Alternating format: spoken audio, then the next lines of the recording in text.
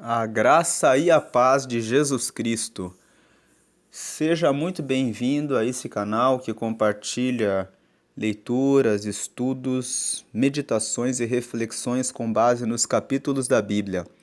Hoje nós vamos meditar no capítulo 13 do livro do profeta Jeremias. Esse texto diz assim no versículo 1: Assim me disse o Senhor: Vai e compra um cinto de linho e põe-no sobre os teus lombos, mas não o metas na água.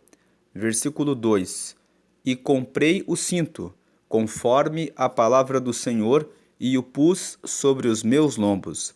Versículo 3: Então veio a palavra do Senhor a mim, segunda vez, dizendo, versículo 4: Toma o cinto que compraste e trazes sobre os teus lombos, e levanta-te, vai ao Eufrates e esconde-o ali na fenda de uma rocha. Versículo 5: E fui e escondi-o junto ao Eufrates, como o Senhor me havia ordenado. Verso 6: Sucedeu, pois, ao cabo, ou seja, ao fim, de muitos dias, que me disse o Senhor: Levanta-te, vai ao Eufrates e toma dali o cinto que te ordenei que escondesses ali. Versículo 7: E fui ao Eufrates, e cavei, e tomei o cinto do lugar onde o havia escondido, e eis que o cinto tinha apodrecido, e para nada prestava. Versículo 8: Então veio a mim a palavra do Senhor, dizendo, versículo 9: Assim diz o Senhor: Do mesmo modo farei apodrecer a soberba de Judá e a muita soberba de Jerusalém. Versículo 10: Este povo maligno que se recusa a ouvir as minhas palavras, que caminha segundo o propósito do seu coração e anda após deuses alheios para servi-los e inclinar-se diante deles, será tal como este cinto, que para nada presta. Versículo 11: Porque, como o cinto está ligado aos lombos do homem, assim eu liguei a mim toda a casa de Israel e toda a casa de Judá, diz o Senhor, para me serem por povo, e por nome, e por louvor, e por glória, mas não deram ouvidos. Então, da leitura que fizemos, do versículo 1 até o versículo 13 do capítulo 3, até o versículo 11 do capítulo 13 aqui de Jeremias, nós vemos que Jeremias estava cumprindo o seu papel de profeta, anunciando para o povo de Judá que o Senhor não estava contente com a forma como o povo vinha se portando. Nós já meditamos nos capítulos anteriores, no capítulo 3, o Senhor chama a casa de Israel e a casa de Judá de prostitutas, dizendo que eles estavam adorando a outros deuses, deixando o Senhor, que seria o marido de Israel e de Judá. Nós vimos também no capítulo 5 que Deus fala que o povo estava mergulhado no adultério.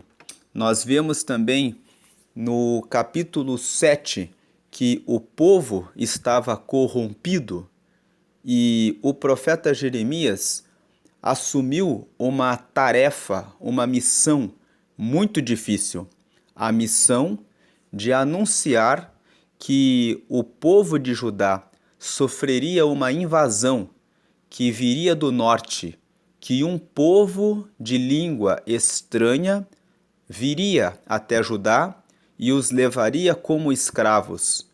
E essa mensagem que o profeta Jeremias entregou levou as pessoas a desejarem a morte dele. Tramaram a morte dele, como nós já comentamos no capítulo 9 e no último capítulo, que foi o 12 que nós comentamos, até mesmo a família de Jeremias falava com ele muito bem pela frente, mas logo que Jeremias virava as costas, falavam mal. E o próprio Deus falou para Jeremias: não confie, nem mesmo na sua família, porque eles falam mal logo que você deixa de ficar diante deles. E aqui no capítulo 13, Deus usa uma forma de falar a respeito da casa de Judá, da casa de Israel. Deus manda Jeremias comprar um cinto de linho e manda Jeremias vestir aquele cinto junto aos seus lombos.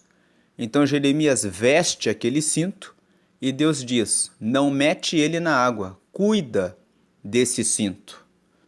E no versículo 11, Deus fala assim: assim como o cinto está ligado aos lombos do homem, assim eu liguei a mim toda a casa de Israel e toda a casa de Judá, diz o Senhor, para me serem por povo e por nome e por louvor e por glória, mas não deram ouvidos.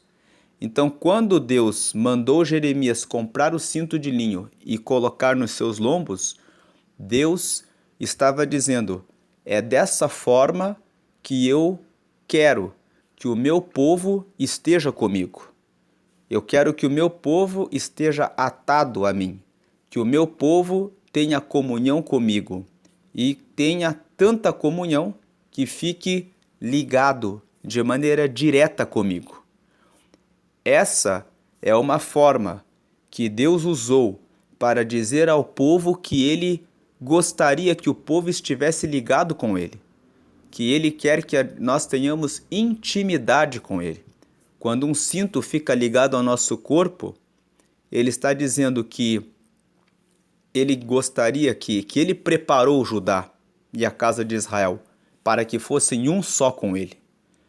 Mas o povo não quis isso. O povo quis tomar o lugar de Deus.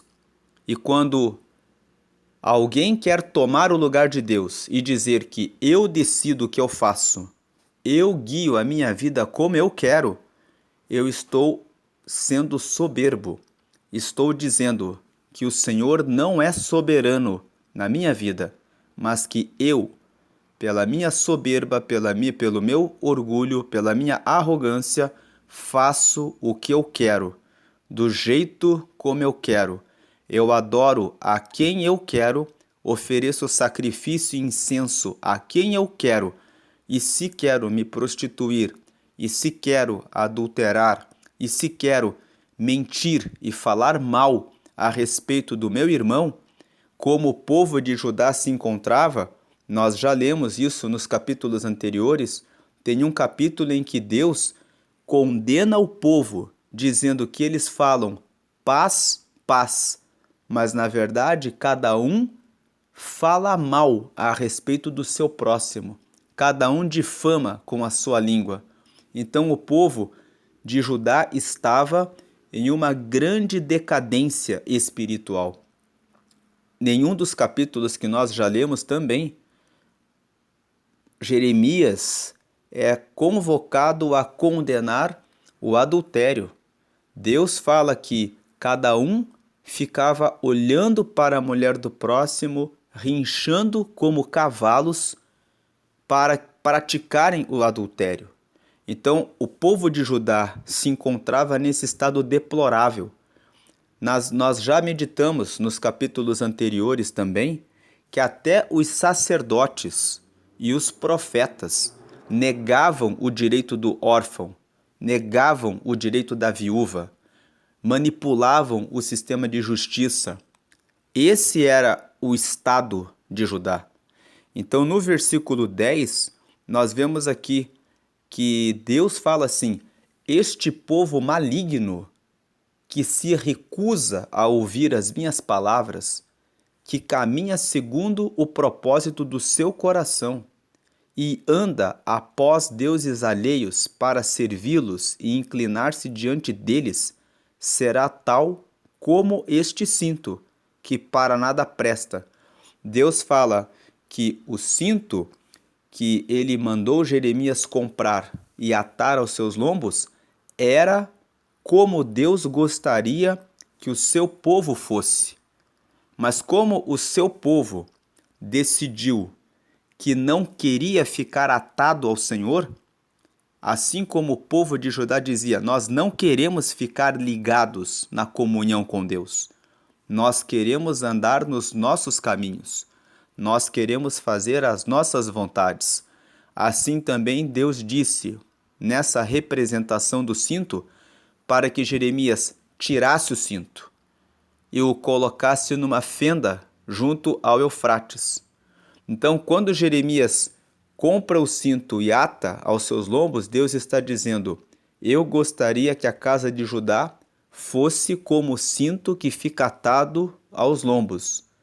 Mas, como o povo de Judá não quer ficar atado, eu vou falar para Jeremias: pega o cinto, tira do seu lombo. Assim como a casa de Judá quer se afastar de mim, coloca-os na fenda, ou seja, num caminho em que o cinto seja completamente independente, em que o cinto fique completamente longe do seu corpo, onde aquele cinto vai viver sob o tempo para ver o que acontece. E o cinto, como nós lemos aqui, depois de alguns dias, de muitos dias, apodreceu. Isso é o que acontece quando nós nos afastamos do Senhor. O ser humano tem na sua natureza o pecado. O ser humano, sem Deus, busca as coisas pecaminosas. E assim como aquele cinto ficou depositado longe dos lombos de Jeremias, significando que a casa de Judá estava longe da vontade de Deus, aquele cinto apodreceu. Então Deus disse: esse povo também vai ficar como este cinto que para nada presta, porque sem estar atado ao Senhor, para ser povo do Senhor, para ser por glória, por nome, por louvor do Senhor, o que se manifesta é a arrogância, a soberba e o desejo de praticar o mal. Então, esses primeiros versículos falam sobre isso, falam sobre essa representação que Deus usou por meio do cinto para dizer duas coisas. Deus quer que nós estejamos em comunhão, em intimidade com Ele, atados como um cinto aos lombos do Senhor. Mas, se nós não quisermos, Ele permite que nós tomemos a decisão de ficarmos longe dele. Mas quando decidimos que somos donos da nossa própria vida e que não dependemos dele, então ficamos separados numa fenda ao dispor do tempo. E no dispor do tempo, as nossas vontades, longe da revelação de Deus, são pecaminosas, como o povo de Judá estava mergulhado nos pecados. Nos capítulos anteriores que lemos, vimos que o povo estava em extrema corrupção, difamando uns aos outros, adulterando, olhando para as mulheres uns dos outros, com os sacerdotes e profetas negando o direito dos órfãos e das viúvas, com o povo mergulhado em tanto pecado, dizendo paz, paz, quando não havia paz, que Deus, tentando inclusive matar o profeta Jeremias, porque Jeremias, quando entregava esses recados, era considerado como inimigo deles. Não queriam nem mesmo receber os profetas de Deus. Queriam matar Jeremias. E a própria família de Jeremias passou a considerá-lo como um inimigo da nação, a ponto do próprio Deus trazer essa revelação para Jeremias, dizendo no capítulo 12: estão tramando contra você. Não confie nem mesmo na sua família, porque eles não estão com você. Muitas vezes é isso que vai acontecer com aqueles que pregam a verdade. Estamos vivendo tempos em que todos aqueles que pregam contra a homossexualidade, o lesbianismo, a ideologia de gênero, estão sendo perseguidos, inclusive perseguidos por próprios cristãos. Existem cristãos que nesse tempo estão admitindo a prática homossexual, a prática do lesbianismo, a ideologia de gênero, e estão dizendo que Deus é amor e tudo é aceito. Não é essa a palavra que a Bíblia nos revela. A Bíblia nos revela que a prática homossexual é condenada pelo Senhor. Já gravamos aqui no canal o capítulo 1 do livro de Gênesis. E ali nós lemos que quando Deus criou os céus e a terra, quando Ele formou o ser humano, Ele formou o homem e a mulher. Ele formou o macho e a fêmea. E Ele deu uma ordem: frutificai-vos. Não há frutificação na prática homossexual. Não há frutificação naquilo que confunde a obra de Deus. E a Bíblia nos revela, no capítulo 1 de Gênesis, que tudo o que Deus criou é perfeito. Aquilo que foi inventado pelos seres humanos nos seus pecados não é perfeito. Porque se todos mergulhassem nas práticas homossexuais, nós não teríamos mais futuras gerações. E isso, só pensar assim, já nos mostra como esse pensamento, essa ideologia é diabólica, é contrária ao plano de Deus. Existe um tempo em que pregar contra a mentira, a prostituição, o adultério, a fornicação também está sendo admitida. Estão sendo admitidas essas práticas, dizendo que estamos vivendo num tempo novo, que estamos vivendo num tempo moderno. As pessoas são livres, desde que você fique com um só de cada vez e seja fiel a cada um com quem você está ficando, está tudo bem. Você não está enganando ninguém.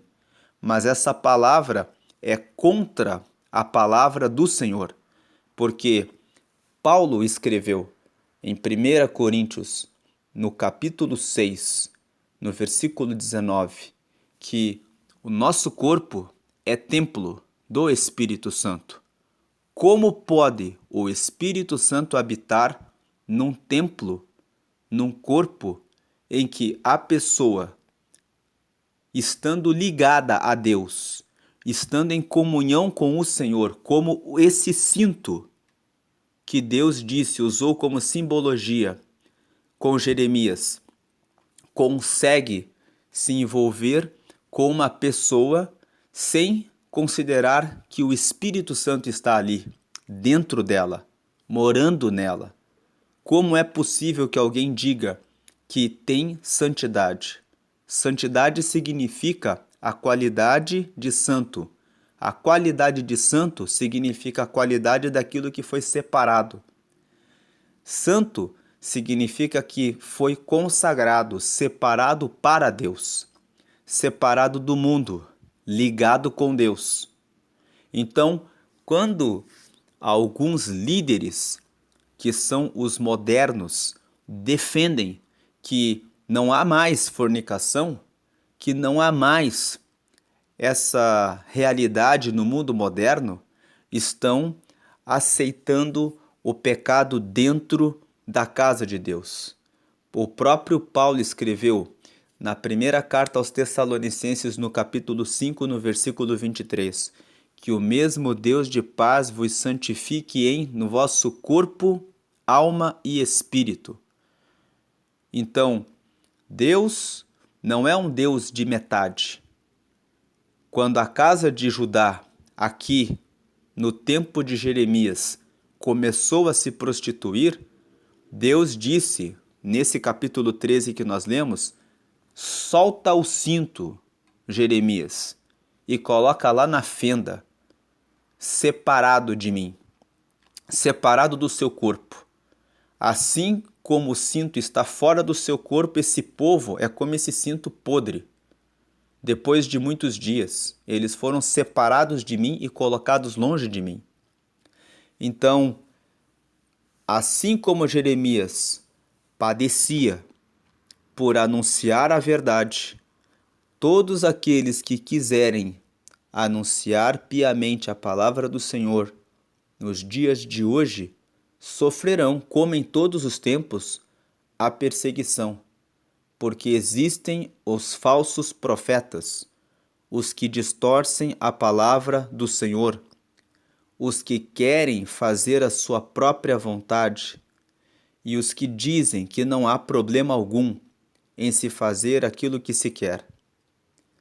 Mas aqueles que estão ligados com o Senhor prestam atenção naquilo que a palavra ensina e respeitam os mandamentos que estão contidos na palavra do Senhor e os seus princípios. Agora vamos ler do versículo 12 em diante. Versículo 12. Pelo que dize-lhes esta palavra. Deus aqui está falando para Jeremias. Como eles são como esse cinto podre, diga para eles o seguinte, ó. Assim diz o Senhor, Deus de Israel, todo odre se encherá de vinho. E dir-te-ão, ou seja, dirão a você, não sabemos nós muito bem que todo odre se encherá de vinho? Versículo 13. Mas tu dize-lhes, assim diz o Senhor, eis que eu encherei de embriaguez todos os habitantes desta terra, e os reis da estirpe de Davi, que estão assentados sobre o seu trono, ou seja, sobre o trono dele, o trono de Davi, e os sacerdotes, e os profetas, e todos os habitantes de Jerusalém. Versículo 14. E falo-os-ei, ou seja, farei deles em pedaços, uns contra os outros, e juntamente os pais com os filhos, diz o Senhor. Não perdoarei, nem pouparei, nem terei deles compaixão para que os não destrua. Então aqui nos versículos 12, 13, 14, nesses 3 versículos, Deus está dizendo para Jeremias, diga para eles que todo odre ficará cheio de vinho. E aí Deus diz assim, quando você disser isso para eles, eles vão dizer assim para você, a gente não sabe, por acaso, que o odre serve para receber o vinho? Que o odre vai ficar cheio de vinho? E aí Deus diz para eles assim, quando eles falarem isso para você, Jeremias, diga para eles o seguinte, vocês não entenderam. Quando Deus está dizendo que todo odre ficará cheio de vinho, o que Deus está dizendo é que ele vai encher de embriaguez. O que é a embriaguez? É quando a pessoa perde o controle, o domínio sobre a sua razão, quando a pessoa perde o seu juízo de tanto que ela bebeu. Quando Deus disse para Jeremias dizer para eles que todo odre se encherá de vinho, Deus estava usando uma linguagem simbólica. Estava dizendo assim: o odre é como o corpo das pessoas. Cada pessoa é um odre. E Deus estava dizendo: eu vou colocar em cada odre, em cada uma dessas pessoas que não obedecem à minha palavra, que não respeitam a minha soberania, eu vou colocar vinho para que eles fiquem bêbados. Ou seja, vou fazer com que eles percam o entendimento, o conhecimento, a sabedoria para entender os caminhos do Senhor. Já que estão andando em desobediência, então que fiquem como bêbados. É isso que Deus estava dizendo. E Deus estava dizendo assim, aqui no versículo 13: eis que eu, o Senhor, encherei de embriaguez todos os habitantes desta terra, e os reis da estirpe de Davi, que estão assentados sobre o trono dele, e os sacerdotes e os profetas e todos os habitantes de Jerusalém. O povo, os sacerdotes, os profetas, os reis, estavam tão mergulhados no pecado que Deus aqui usa Jeremias para declarar isso para eles e dizer: vocês todos vão ficar embriagados, vão perder o juízo, vão perder a razão, vão deixar de entender a palavra do Senhor. É isso que Deus faz com aqueles que insistem em desobedecer ao Senhor. Paulo, na carta que escreveu aos Romanos, no capítulo 1, ali no versículo 18 a seguir, começa a descrever a decadência da humanidade, falando a respeito das pessoas que se afastam de Deus. E Paulo fala: aqueles que se afastam de Deus recebem a ira de Deus. O que é a ira de Deus? A ira de Deus consiste em que Deus ignora, deixa de falar, deixa de corrigir, entrega aqueles que não querem ouvir os seus ensinamentos às suas próprias paixões. E isso faz com que as pessoas, naturalmente não tendo Deus, manifestem o mal que é natural no ser humano, que não anda com Deus. Paulo escreveu na mesma carta aos Romanos, no capítulo 3, no versículo 23, que todos pecaram e destituídos estão da glória de Deus. Quando Paulo escreveu esse texto, ele quis dizer que todos nós nascemos em pecado. Davi escreveu isso no Salmo 51, dizendo que foi em pecado que me concebeu a minha mãe. Nós nascemos em pecado, com a natureza pecaminosa, inclinados naturalmente para fazer o mal. Não conhecemos o bem. O que nos faz conhecer o bem é estarmos ligados em Deus. Porque quando nos ligamos a Deus, o Espírito Santo que opera em nós nos revela o bem e nos faz obedecer e fazer o bem. Então, quando Deus fala aqui que todos os habitantes seriam embriagados, Deus está dizendo: vocês vão perder o juízo, porque eu vou entregar a vocês a embriaguez, a loucura, a perda da razão, do entendimento das coisas que são de Deus. E aí no versículo 14, como consequência disso, falosei em pedaços uns contra os outros. Deus está dizendo: os sacerdotes, os profetas, os reis, os habitantes de Jerusalém, que já andavam olhando uns para os outros com difamação, com adultério, com corrupção, vocês vão se destruir, vocês vão se fazer em pedaços, porque o que sobra quando você vive em um lugar onde as pessoas traem umas às outras? O que sobra são pedaços, cacos uns dos outros. Não existe fidelidade, lealdade, cumprimento dos contratos, respeito àquilo que foi pactuado. Então, Deus fala no versículo 14: Falo-os-ei em pedaços uns contra os outros, e juntamente os pais com os filhos. Como toda a nação de Judá estava mergulhada no pecado, não se respeitavam nem os pais em relação aos filhos, nem os filhos com os pais, diz o Senhor. E aí ele encerra o versículo 14 dizendo: Não perdoarei, nem pouparei, nem terei deles compaixão para que os não destrua. Deus está dizendo: eles não merecem receber o perdão, porque Deus perdoa aqueles que se arrependem. É necessário que exista arrependimento para que haja perdão.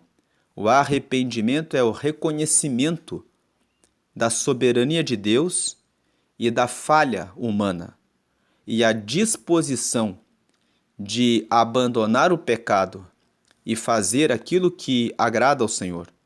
Como o povo de Judá não estava disposto a obedecer, mas eles estavam até mesmo tramando contra Jeremias, pelo fato de Jeremias entregar os recados que Deus mandava que ele entregasse, e os recados condenavam as suas práticas, eles queriam matar Jeremias. Não aceitavam a palavra do Senhor.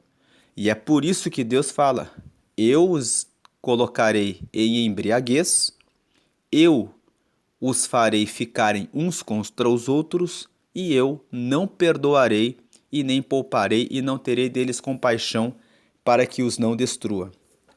Agora vem o versículo 15. Deus fala assim, no 15 e no 16, o seguinte: Escutai e inclinai os ouvidos e não vos ensoberbeçais, porque o Senhor falou. Versículo 16: Dai glória ao Senhor, vosso Deus, antes que venha a escuridão, e antes que tropecem vossos pés nos montes tenebrosos, antes que, esperando vós luz, ele a mude em sombra de morte e a reduza à escuridão. Então, nos versículos 15 e 16, Jeremias é usado por Deus para entregar um recado, dizendo assim: olha, Deus está dizendo que vocês vão ficar como o odre que recebe o vinho da embriaguez. Deus está dizendo que vocês vão ser colocados uns contra os outros e que vocês serão destruídos. Escutem isso, o versículo 15. Inclinem os ouvidos para isso. Versículo 15. Não fiquem soberbos, porque o Senhor é que está falando. Versículo 16. Ao invés de fazerem isso, dai glória ao Senhor vosso Deus, antes que venha a escuridão.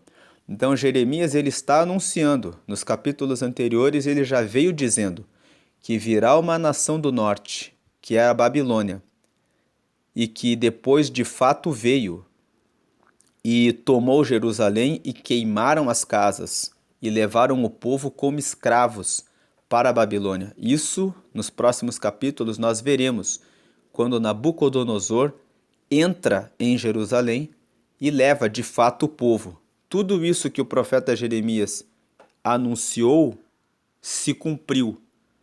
Então, aqui no capítulo 13, ele ainda está anunciando, está dizendo: dai glória ao Senhor vosso Deus, antes que venha a escuridão, antes que venha o tempo ruim, né? Antes que tropecem vossos pés nos montes tenebrosos, antes que, esperando vós luz, ele a mude em sombra de morte e a reduza à escuridão.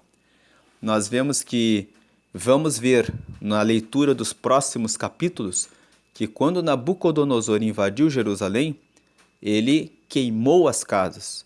Muitas pessoas foram mortas no meio da batalha, porque o povo não quis ouvir a mensagem que o profeta Jeremias falou em nome do Senhor para o povo. Eles decidiram guerrear contra Nabucodonosor, quando Deus disse que era para que eles se entregassem, se rendessem, porque era o próprio Deus que estava determinando que o povo passaria pela escravidão.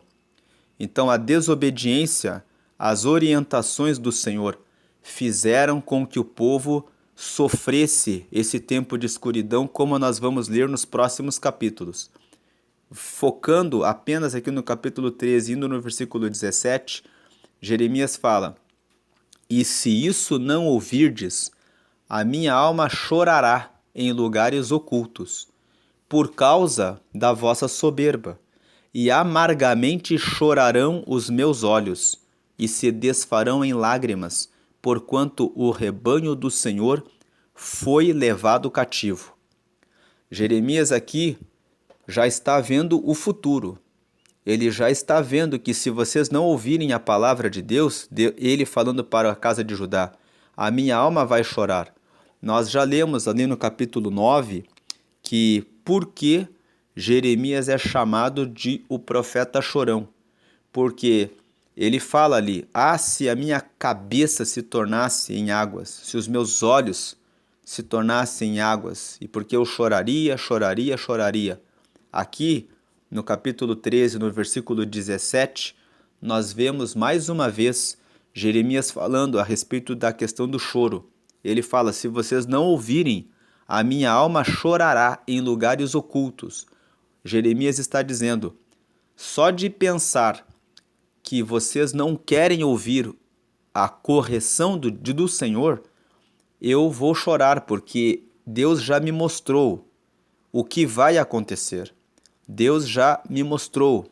Jeremias ele teve a revelação, a visão antes do que iria acontecer com o povo de Judá.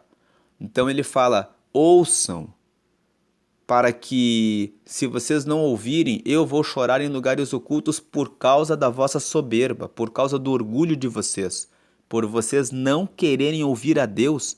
Quem vai sofrer sou eu que vou ficar chorando. E amargamente chorarão os meus olhos e se desfarão em lágrimas. Porquanto? Porque o rebanho do Senhor foi levado cativo. Versículo 18. Dize ao rei e à rainha, humilhai-vos e assentai-vos no chão, porque já caiu todo o ornato de vossas cabeças, a coroa de vossa glória. Jeremias está dizendo, vocês ainda estão com a coroa na cabeça. Mas como Jeremias está antevendo o futuro, porque Deus já tinha mostrado para ele o que aconteceria, ele fala, se humilhem diante de Deus, porque a coroa já não está mais na cabeça de vocês. Versículo 19, as cidades do sul estão fechadas. Quando o versículo 19 fala que as cidades do sul estão fechadas, eu já comentei no estudo do capítulo 3 que o reino de Israel, logo depois que Salomão morreu, sofreu uma divisão. O filho de Salomão, que era Roboão, quando foi assumir o poder, quando foi assumir o reinado sobre todo Israel, foi confrontado pelo povo.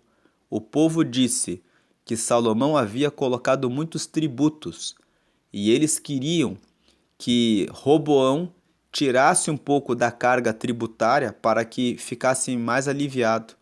E Roboão não tirou. Ele ouviu o conselho dos seus amigos. Os anciãos disseram para Roboão, ouve o povo e alivia a carga. E ele depois ouviu os seus amigos, que haviam crescido com ele, e os amigos disseram para ele, dize ao povo que o seu dedo mínimo é mais grosso do que a coxa do seu pai, e que nenhuma carga será aliviada, mas será multiplicada. Por causa disso houve uma guerra, uma divisão de Israel. O reino do norte ficou sendo o reino de Israel com a capital em Samaria. E o reino, 2 tribos, eram 12 tribos de Israel. As 10 tribos ficaram na região do norte. 2 tribos, a tribo de Judá e de Benjamim, ficaram no sul. E essas 2 tribos formaram Judá, com a capital em Jerusalém.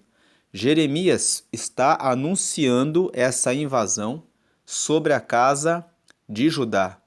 Então, por isso que o versículo 19 fala, as cidades do sul estão fechadas. Ele está dizendo assim, Judá está fechada. As cidades que ficam no reino do sul, que é o reino de Judá, estão fechadas. e ninguém há que as abra. Todo o Judá foi levado cativo. Sim, inteiramente foi levado cativo. Jeremias está dizendo para eles: o que eu estou vendo é isso. Vocês não querem ouvir a palavra de Deus? Então o que eu estou vendo é toda Judá fechada. Versículo 20: levantai os olhos e vede os que vêm do norte. Onde está o rebanho que se te deu e as ovelhas da tua glória? Então aqui, no versículo 20, o que Jeremias está falando, levantem os olhos e vede os que vêm do norte, ele está falando a respeito da Babilônia, porque foi Nabucodonosor, né, que era o rei da Babilônia, que veio sobre Judá e os levou como escravos. Mas ele está aqui como profeta, anunciando: levantem os olhos, vocês ainda não viram o que Deus já decretou sobre vocês, o que vai acontecer. Quem vai vir do norte? Olha aí o que está vindo do norte, né? E onde está o rebanho que se te deu? Ou seja, onde está o povo?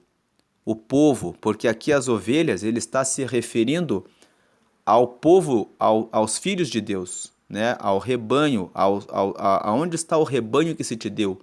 E aqui também está falando do rebanho dos animais, as ovelhas mesmo. Porque quando Nabucodonosor veio, ele levou tudo de Jerusalém. Levou o povo, levou os animais também. Levou os rebanhos, as ovelhas. Então Jeremias está dizendo assim: aonde está o povo, né? E também o rebanho, as ovelhas da tua glória? Porque o povo se vangloriava de dizer: nós temos gado, nós temos ovelhas, nós temos animais. Então ele está dizendo aqui no versículo 20: aonde é que está? Aonde que está o rebanho? Aonde é que estão as ovelhas da tua glória?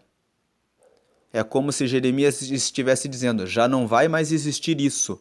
Vocês vão ser todos levados como escravos, como cativos. Versículo 21. Que dirás quando puser os teus amigos sobre ti como cabeça, se foste tu mesmo que contra ti os ensinaste? Porventura não te tomarão as dores como a mulher que está de parto? Aqui nesse versículo 21, esse versículo 21, na verdade, Deus está dizendo assim, o que você vai dizer quando puser os teus amigos sobre ti como cabeça, se foste tu mesmo que contra ti os ensinaste? O que Deus está dizendo no versículo 21 é o seguinte: o povo de Judá escolheu líderes, sacerdotes, profetas que eram corruptos. Eles eram do próprio povo, mas eles escolheram pessoas corruptas para liderarem a eles mesmos. Então Deus está dizendo assim: que dirás quando puser os teus amigos sobre ti como cabeça? O que você vai dizer quando vocês colocarem os amigos de vocês para liderarem vocês? Os amigos de vocês fazem coisas erradas, assim como vocês também fazem. Então, quando vocês puserem os amigos de vocês para liderarem vocês, vocês vão estar em uma situação ruim. Então, no versículo 21, ele fala assim: que dirás quando puser os teus amigos sobre ti como cabeça, se foste tu mesmo que contra ti os ensinaste? Deus está dizendo assim: vocês vivem praticando mal, vocês vivem se corrompendo. Então, quando vocês elegerem os amigos de vocês para liderarem vocês, eles vão ser líderes corrompidos. Vocês ensinaram eles, os próprios líderes, a serem como vocês. Ainda no versículo 21, na parte final: porventura não te tomarão as dores como a mulher que está de parto? Quando uma mulher está no trabalho de parto, né, nós sabemos, as mulheres, elas sentem muitas dores. Quer dizer, nós homens não sabemos, né? Só as mulheres que passam por essas dores é que sabem. mas o que sabemos é que se diz que as dores são muito grandes. Então, aqui Deus está dizendo, assim como uma mulher em trabalho de parto passa por muitas dores, quando vocês colocarem os líderes de vocês para governarem vocês, vocês vão passar muita luta, vocês vão passar dores, porque os líderes que vocês estão levantando são todos corruptos. É assim que vocês estão. Aí vem o versículo 22. Quando, pois, disseres no teu coração, por que me sobrevieram estas coisas? Pela multidão das tuas maldades se descobriram as tuas fraldas, e os teus calcanhares sofrem violentamente. Deus está dizendo assim, no dia em que vocês olharem a destruição e perguntarem por que aconteceu tudo isso, né? Eu já estou dizendo, foi por causa da multidão das suas maldades que se descobriram as tuas fraldas. Ou seja, que vocês, né, descobrir as fraldas é uma expressão que Deus está dizendo assim, arrancaram tudo que vocês têm, arrancaram as vestes, as suas coberturas, se mostraram, vocês vão passar vergonha, se mostraram as vergonhas de vocês, e os teus calcanhares sofrem violentamente. Quando Deus está falando dos calcanhares, Deus está falando assim, quando Nabucodonosor veio e invadiu Jerusalém, eles tiveram que correr. Então assim, os teus calcanhares sofrem violentamente. Aí depois ele fala aqui, no versículo 23, pode o etíope mudar a sua pele, ou o leopardo as suas manchas? Nesse caso, também vós podereis fazer o bem, sendo ensinados a fazer o mal. Versículo 23, Deus está dizendo, o etíope ele tem a pele de cor, o leopardo tem as suas manchas. Nós sabemos que uma pessoa não pode mudar a cor da sua pele. Sabemos que o leopardo não pode tirar as suas manchas. Assim também Deus está dizendo, se vocês puderem mudar a cor da pele do etíope, e se vocês conseguirem tirar a mancha do leopardo, então vocês também vão conseguir fazer o bem, sendo ensinados a fazer o mal.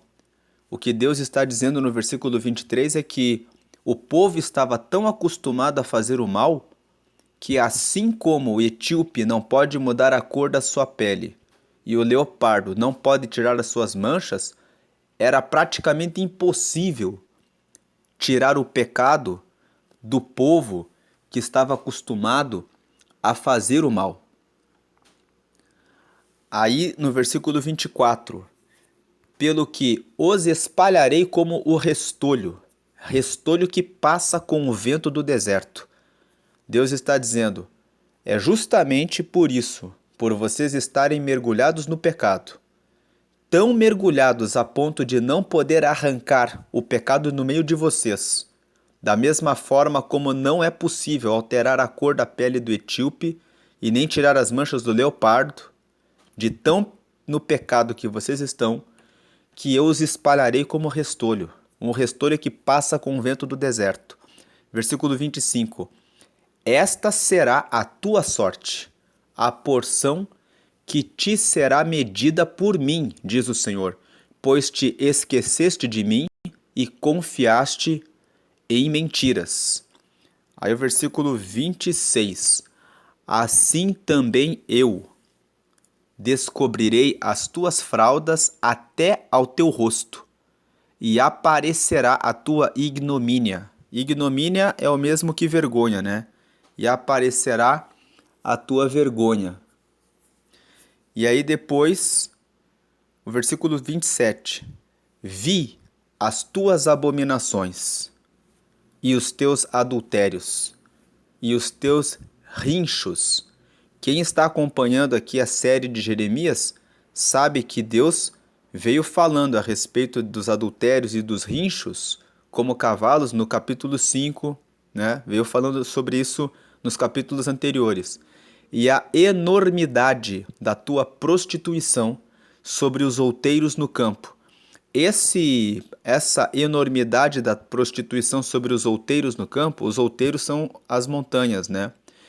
o povo de Judá pegava incenso, iam nos outeiros, né, nas montanhas, no campo, colocavam os sacrifícios e adoravam a lua, adoravam as estrelas.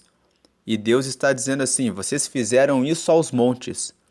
Aí no final do versículo 27, ai de ti, Jerusalém, não te purificarás? É uma pergunta que Deus faz. É como se Deus dissesse assim: por acaso vocês não vão ser limpos? Até quando ainda? Deus termina esse capítulo fazendo essa pergunta: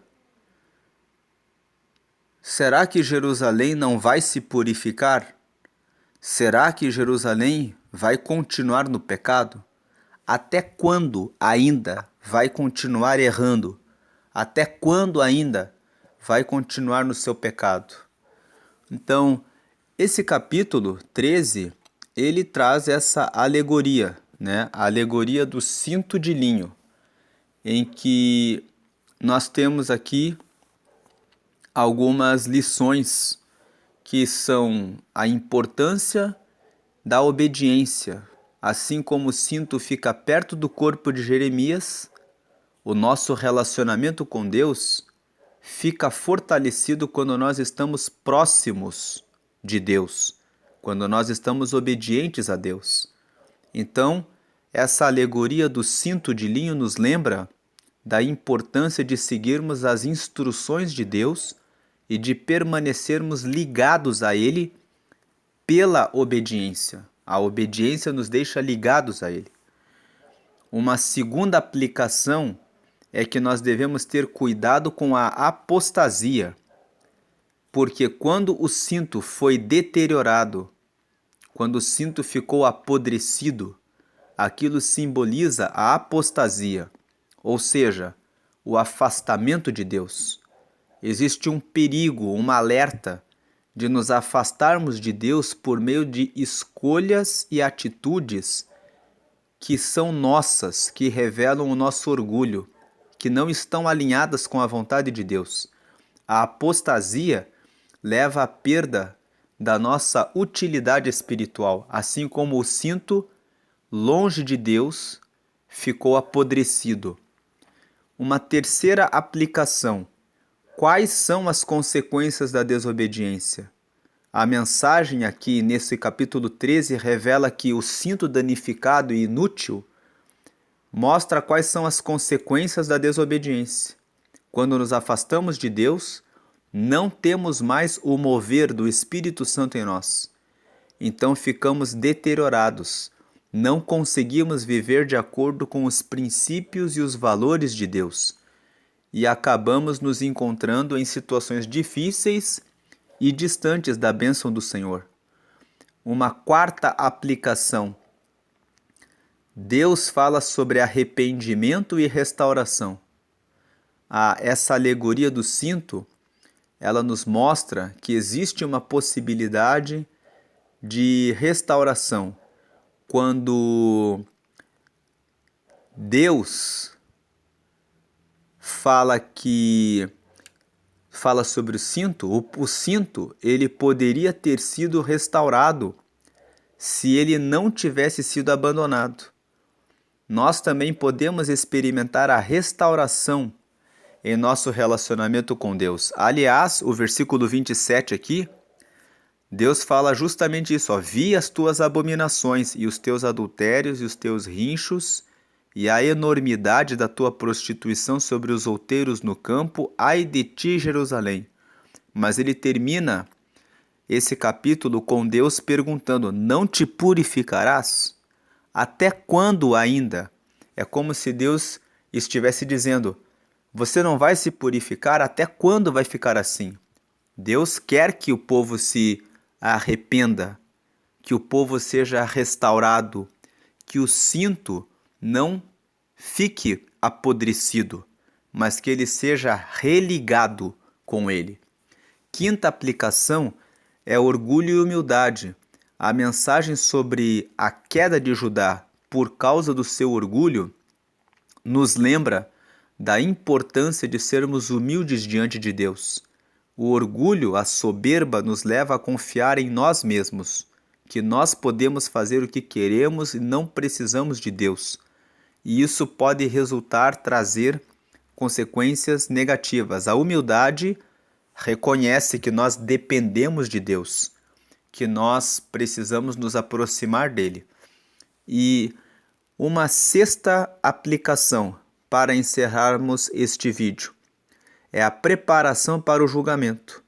Existe uma advertência de julgamento que existe aqui, nos lembra da importância de vivermos em vigilância espiritual. Precisamos lembrar que as nossas escolhas, as nossas ações serão julgadas pelo Senhor. Deus é justo e Ele é santo. Ele vai aplicar em nós as consequências das nossas escolhas, das nossas ações. Então, quando o povo decidiu andar no seu pecado, Deus determinou que eles passariam pelo cativeiro na Babilônia durante um período que durou 70 anos. Nós vamos ver depois, nos próximos capítulos, que Deus vai trazer essa iluminação para Jeremias, dizendo que o povo ficaria cativo durante 70 anos na Babilônia por causa dos seus pecados. Então, a sexta aplicação, nós precisamos estar preparados para o julgamento. Deus sempre trará a julgamento tudo aquilo que fazemos. Ele perdoará, mas as consequências das decisões que foram tomadas virão. E um exemplo prático disso é quando alguém comete um adultério, surge uma criança desse relacionamento adulterino e a pessoa se arrepende e reconstitui o seu casamento, Deus perdoa. Mas aquele filho que nasceu daquele relacionamento de adultério fica como a marca daquele pecado que foi praticado. E surgem desafios com o marido ou com a esposa sobre educar, cuidar de um filho que marca, traz a lembrança de que houve um adultério, de que houve uma iniquidade, de que houve uma quebra de aliança, uma quebra de pacto. Então, o pecado ele é perdoado, mas ele sempre traz uma consequência, uma mancha. E por essa razão é melhor manter-se como um cinto ligado aos lombos do Senhor, sempre em comunhão com Ele, para que se receba sempre a fonte da vida. Como disse Jesus no Evangelho de João, no capítulo 15, eu sou a videira verdadeira, vós os ramos, todo aquele que permanece em mim, esse dá muito fruto.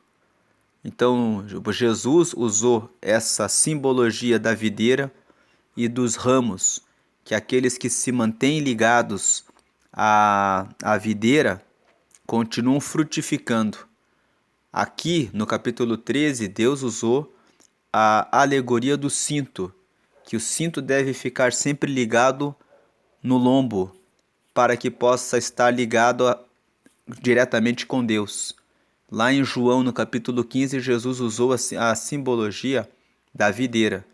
Nós precisamos ser ramos ligados na videira, em Cristo, para recebermos o alimento espiritual e mantermos a nossa vida diante do Senhor.